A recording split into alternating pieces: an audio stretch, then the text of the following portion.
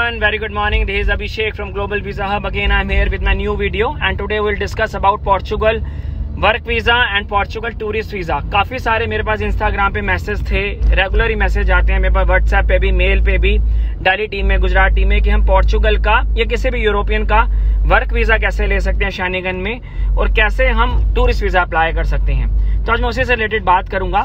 आज हम ये दोनों डिस्कशन करेंगे, टूरिस्ट वीज़ा से रिलेटेड भी और वर्क वीज़ा रिलेटेड भी।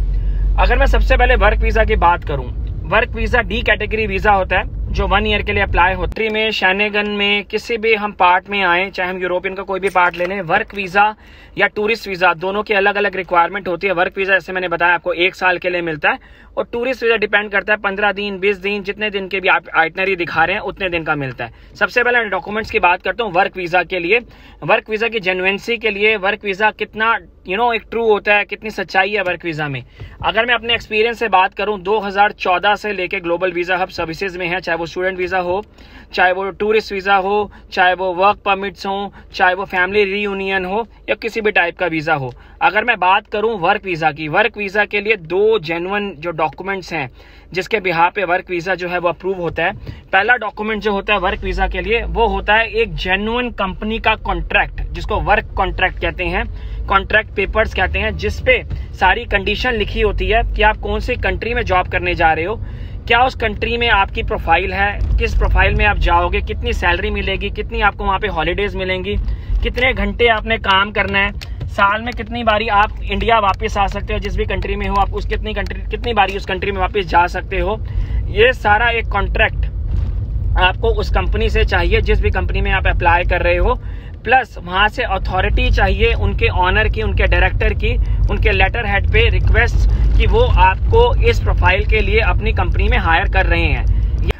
जॉब कॉन्ट्रैक्ट के अलावा जो सेकंड मेजर डॉक्यूमेंट है वो पीसीसी है, पुलिस क्लियरेंस सर्टिफिकेट, जो पासपोर्ट ऑफिस से चाहिए कि आपकी कंट्री में आपके ऊपर कोई भी केस नहीं चल रहा, कुछ भी इलीगल एक्टिविटी में आप इन्वॉल्व नहीं हो। वो आपको सर्टिफिकेट पासपोर्ट ऑफिस से मिलेगा।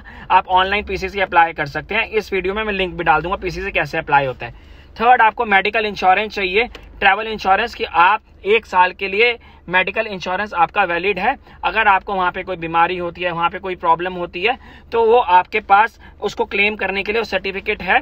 आपके लैंड होने के बाद अगर एम्प्लॉयर भी आपका मेडिकल बनाता है, लेकिन आपको वीजा के टाइम भी वो शो करना है। वो 3 मंथ से लेके 1 ईयर तक की वैलिडिटी का होता है, वो डिपेंड करता है फाइल पे। 4 डॉक्यूमेंट चाहिए, आपका आधार कार्ड, आपका पैन कार्ड, आपका कलर्ड पासपोर्ट। पासपोर्ट के सारे पेजेस आपके स्कैन अपलोड होंगे कि आज तक आपने कितनी बार अप्लाई किया है, कहाँ कहाँ से रिजेक्शन है या कहाँ कहाँ पे आप ट्रैवल करके आए हैं, सारे पेजेस। आपके वीजा की फोटोग्राफ लगेगी, एक बैंकिंग लगेगी। बैंकिंग जो लगेगी वो आप 4 से 5 लाख रुपए दिखा सकते हो कि आपके पास अपने ट्रैवल का और वहां पे रहने का थोड़ा बहुत खर्चा है। तो 3 से 4 लाख, 5 लाख अपने अकाउंट में दिखाइए, एटलीस्ट 3 महीने पुराना दिखाइए। ये 5 से 6 डॉक्यूमेंट हैं जो वर्क वीजा की फाइल में लगता है। मेजर डॉक्यूमेंट आपकी अपॉइंटमेंट। इस टाइम शेनेगन में चाहे पोर्चुगल हो, पोलैंड हो, चेक रिपब्लिक हो, स्पेन हो, ग्रीस हो, लातविया, लिथुआनिया, कोई भी कंट्री उठा लो आप, डेट्स एम्बेसी की जो है, वीएफएस की डेट्स हैं, एम्बेसी की डेट्स नहीं मिल रही, वो काफी टफ है मिलना, जो इस टाइम प्रॉब्लम आ रहा है। जॉब कॉन्ट्रैक्ट मुझे लोग व्हाट्सएप पे सेंड करते हैं, मेल पे सेंड करते हैं कि सर आप प्लीज चेक करके बताएंगे कि ये मेरा जॉब कॉन्ट्रैक्ट सही है, मेरे पास जॉब परमिट आया, मैंने 50,000 दिया था, मैंने 1 लाख दिया था, मैंने 1.5 लाख दिया था। मैं एक बात आपको बहुत अच्छे से क्लियर करना चाहता हूं और बहुत अच्छे से समझाना चाहता हूं, चाहे कोई भी ये वीडियो देख रहा हो, अगर आपका कोई अपना बंदा या आपका कोई अपनी फैमिली में से जो वर्क वीजा के लिए आगे ढूंढ रहा है, अप्लाई कर रहा है, वर्क वीजा 100 में से 70% फ्रॉड होता है, 70% स्कैम होता है, 70% आपकी जो पेमेंट्स हैं वो डूब जाती हैं, आपका प्रोसेसिंग फीस वापस नहीं मिलता और आप अपना 50,000 लाख रुपए का नुकसान करा के बैठ जाते हो, जो मैं अपने एक्सपीरियंस से बता रहा हूँ। 7 साल में जो मैंने ऑब्जर्व किया है वर्क वीजा का, अगर मेरे पास 10 चेक करने के लिए कॉन्ट्रैक्ट आते हैं या मुझे 10 कॉल्स आते हैं, उसमें 7 कॉल्स जो हैं, जो बच्चों के पास कॉन्ट्रैक्ट लेटर आए होते हैं, वो फ्रॉड होते हैं, वो स्कैम होते हैं, वो पीडीएफ एडिटिंग होता है और कोई भी ऐसी कंपनी वहां पे एग्जिस्ट नहीं करती। तो 50,000 के चक्कर में आप लोगों को लगता है 50,000 पे कर देते हो, लाख रुपए पे कर देते हो कि चलो मेरा वर्क परमिट आ जाएगा, मैं अप्लाई कर लेता हूँ, बाकी पेमेंट वीजा के बाद देनी है। पर ऐसा नहीं होता। उसमें आप लोगों का वो जो पैसा पहले गया होता है 70% केसेस में वापस नहीं मिलता। या तो आपका एजेंट आपका कॉल नहीं उठाएगा, या वो कंपनी एग्जिस्ट नहीं करती होगी, या अगर आपका इंटरव्यू हो भी जाएगा तो वीजा रिजेक्ट हो जाएगा। एनी हाउ आपका वो 50,000 लाख रुपए डूब जाएगा। तो मैं सजेशन यही करता हूँ कि वर्क वर्क परमिट अप्लाई करने का जो जेन्युइन, अगर मैं आपको बताऊं, जो स्टार्टिंग में जो जेन्युइन खर्चा आता है वो अप्रॉक्स आपका 500 यूरोस के आसपास आता है। दैट इज जेन्युइन, चाहे वो कॉन्ट्रैक्ट के पेपर्स का हो, चाहे वो एम्बेसी का हो, चाहे वो इंश्योरेंस का हो, चाहे वो मेडिकल्स का हो, ये जेन्युइन खर्चा जो स्टार्टिंग में आता है। उसके बाद डिपेंड करता है कि आप कितनी सर्विस चार्ज पे कर रहे हो, चाहे वो 6000 यूरो हो, 7000 euro, that depends on your profile and that is worth it also. अगर 6 से 8,000 रुपए कोई अच्छी प्रोफाइल के लिए जेन्युइन है, so that is not bad deal, वो ठीक है, दैट इज ओके। बट आप प्लीज कहीं से भी चाहे वर्क वीजा अप्लाई कीजिए। अभी तक तो ग्लोबल वीजा के पास जो वर्क वीजा पोर्चुगल का नहीं है, हमारे पास 3 या 4 ऑप्शंस आते हैं वर्क वीजा के, जो हम डाल भी नहीं पाते, वो वैसे ही हमारे लिंक्स में ही कंप्लीट हो जाते हैं। तो वर्क वीजा हम नहीं करते, global visa work visa proper नहीं करता। हम स्टूडेंट वीजा और टूरिस्ट वीजा करते हैं। हाँ, वर्क वीजा हमारे पास आते हैं after 2 month, 3 month, 4 month, direct link से आते हैं, डायरेक्ट लॉयर से आते हैं, लेकिन उसमें हमारे को उसको प्रमोट करने की जरूरत नहीं होती या किसी को डालने की, किसी को इन्फॉर्म करने की जरूरत नहीं होती। ऑलरेडी हमारे पास नेम्स होते हैं, ऑलरेडी हमारे लिंक्स होते हैं, सब एजेंट्स होते हैं जो अपने आप आते ही फाइल्स दे देते हैं और वो कंप्लीट हो जाती हैं। तो कोई जेन्युइन अगर आपको लगता है कि वर्क वीजा जिसने पहले किसी को भेजा हो और जिससे आप बात कर सको कि हाँ आप इनके थ्रू गए हो, वहां पे कितनी सैलरी है, क्या प्रोफाइल है, तभी आप वर्क वीजा में अप्लाई कीजिए। अदरवाइज अगर आपने पैसे का नुकसान करना है तो जितनी मर्जी कोई वीडियो बना ले, जितना मर्जी समझा ले, सामने वाले को समझ नहीं आता, तो अब वो आपके ऊपर है कि आपने पैसा बर्बाद करना है। अब हम बात करते हैं टूरिस्ट वीजा की। टूरिस्ट वीजा की मेरे पास बड़ी सारी क्वेरी आती हैं, फैमिलीज की, हस्बैंड वाइफ की, हस्बैंड वाइफ के साथ बच्चा है। सबसे ज्यादा कॉल्स आती हैं जो इंडिविजुअल हैं, 18 साल से 31 साल 30 साल की एज है, उनको इंडिविजुअल सिंगल ट्रैवल करना है शेनेगन में।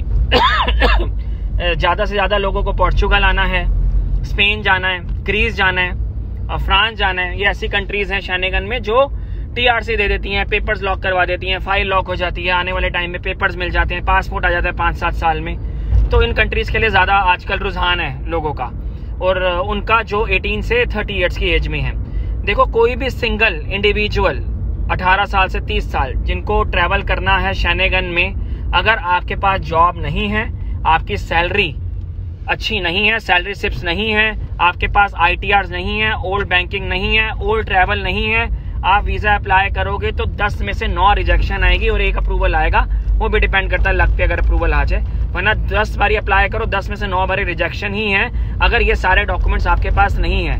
जो नॉर्मल डॉक्यूमेंट्स की रिक्वायरमेंट होती है टूरिस्ट वीजा के लिए, वो रिक्वायरमेंट होती है आपका पासपोर्ट, आपकी फोटोग्राफ, सबसे जरूरी चीज आपका जॉब, कि आप कहाँ पे जॉब करते हो, कितनी अर्निंग करते हो, ITRs हैं, सैलरी स्लिप 6 हैं कि नहीं है, पहले कहीं पे ट्रैवल किया है कि। मेरी कोशिश यही रहेगी कि मैं आपको जेन्युइन इन्फॉर्मेशन दूं और कुछ भी आपको फॉल्स स्टेटमेंट्स ना दूं, एक डबल वर्ड ना दिखाऊं, कुछ भी ऐसी इन्फॉर्मेशन ना दूं कि उम्मीद ना जगाऊं कि हाँ इन डॉक्यूमेंट्स पे काम हो जाएगा। कई लोगों के पास खाली पासपोर्ट फोटोग्राफ होती है and they want to come to Schengen, that is not possible. In a legal way that is not possible. एक अच्छे तरीके से, जेन्युइन तरीके से वो पॉसिबल नहीं है। Illegal way I will never suggest anyone to apply through a illegal way. तो अगर मैं डॉक्यूमेंट्स की, जैसे मैंने आपको बता दी क्या क्या डॉक्यूमेंट चाहिए होते हैं आपका, अगर मैं लिस्ट की बात करूं इंडिविजुअल की, वो मैंने आपको बता दी। अगर किसी फैमिली ने ट्रैवल करना है, हस्बैंड वाइफ हैं, उनके साथ बच्चा है, उन्होंने अगर शेनेगन के लिए अप्लाई करना है तो वो शेनेगन आ सकते हैं, नो प्रॉब्लम। पहले आप अच्छी जगह पे अपना ट्रैवल करके आइए, 2-3 जगह घूम के आइए फैमिली के साथ, उसके बाद किसी अच्छी कंट्री से अप्लाई कीजिए और फिर आप शेनेगन का अप्लाई कीजिए, हो सकता है। लेकिन उसके लिए भी आपको अपनी सैलरी स्लिप्स, आपको अगर आपकी कंपनी है तो GST का सर्टिफिकेट, आपके ITRs, आपके इंडिविजुअल ITRs, कंपनी के ITRs, अपनी करंट अकाउंट की स्टेटमेंट, अगर आपकी कोई कंपनी है तो उसके लेटर हेड पे रिक्वेस्ट लेटर, ये सारे डॉक्यूमेंट जो है मैंडेटरी हैं। मैं इस वीडियो में एक लिस्ट डाल दूंगा डिस्क्रिप्शन में, जहां पे सारी लिस्ट लिखी होगी कि कौन कौन से डॉक्यूमेंट्स आपको चाहिए। एक इंडिविजुअल को क्या डॉक्यूमेंट चाहिए, हस्बैंड वाइफ ने आना तो उनको क्या डॉक्यूमेंट चाहिए, साथ में अगर बच्चा है तो बच्चे के क्या डॉक्यूमेंट लगेंगे। डॉक्यूमेंट सबके इंडिविजुअल और फैमिली सबके सेम ही लगते हैं। आपका पासपोर्ट, आपकी फोटोग्राफ, आपकी डे टू डे आइटनरी, आपकी डमी टिकट, आपकी होटल रिजर्वेशन, आपका रिक्वेस्ट लेटर, आपका अपॉइंटमेंट, आपका मेडिकल इंश्योरेंस, आपके फंड्स, आपकी बैंकिंग जो सबसे जरूरी है, बैंकिंग में 6 से 7 लाख रुपए दिखाइए। अगर हस्बैंड वाइफ जा रहे हैं, इंडिविजुअल जा रहे हो तो 3 से 4 लाख रुपए दिखाइए। बच्चा साथ में जा रहा है तो स्कूल से NOC लीजिए, बच्चे का बर्थ सर्टिफिकेट लगाइए, और अगर आपके पास बैंक बैलेंस सर्टिफिकेट है तो वो लगाइए। अगर प्रॉपर्टी है तो इवैल्यूएशन रिपोर्ट बनवाइए CSA की, इतने की आपके पास प्रॉपर्टी है, इतना आपके पास गोल्ड है, इतना आपके पास कैश है, अपना इवैल्यूएशन सर्टिफिकेट भी जरूर लगाइए। ये सारे डॉक्यूमेंट्स के मेजर डॉक्यूमेंट्स हैं अगर आप कभी भी टूरिस्ट वीजा अप्लाई करना चाहते हो। किसी की अगर अपनी कंपनी है तो कंपनी का जीएसटी लगेगा, जीएसटी का सर्टिफिकेट लगेगा, कंपनी की आईटीआर लगेंगी, कंपनी का पैन कार्ड लगेगा, कंपनी का आपका करंट अकाउंट की स्टेटमेंट लगेगी। आपके लेटर हेड पे आप रिक्वेस्ट लेटर दोगे, जो जॉब कर रहा है वो A4 साइज पे सिंपल रिक्वेस्ट लेटर देगा, जिसका अपनी कंपनी है वो लेटर हेड पे, अपनी कंपनी के लेटर हेड पे रिक्वेस्ट लेटर देगा कि मैं इस कंट्री में घूमना चाहता हूँ, ये मेरी डे टू डे आइटनरी है, पहले मैं यहाँ पे घूम के आया हूँ, और अपनी इस कंपनी की स्टैंप लगाएगा, सिग्नेचर करेगा और रिक्वेस्ट देगा। ये सारे डॉक्यूमेंट्स है। Visa is not that tough, if you have all documents you can apply the visa. Otherwise अगर चांस लेना है तो जिस मर्जी कंट्री में चांस ले सकते हो और हमें 25-30 हज़ार रुपए लगा सकते हो। वीजा आया ठीक, नहीं आया तब भी ठीक। तो प्रोसेस के थ्रू चलोगे तो वीजा से। अगर आपको लगता है कि कोई डाउट मुझसे छूट गया है, कोई क्वेश्चन मुझसे छूट गया, या आपको कुछ भी क्वेश्चन है, कुछ भी डाउट है, आप नीचे दिए नंबर पे हमसे बात कर सकते हैं। Thank you very much. This is Abhishek from global visa hub. Thank you.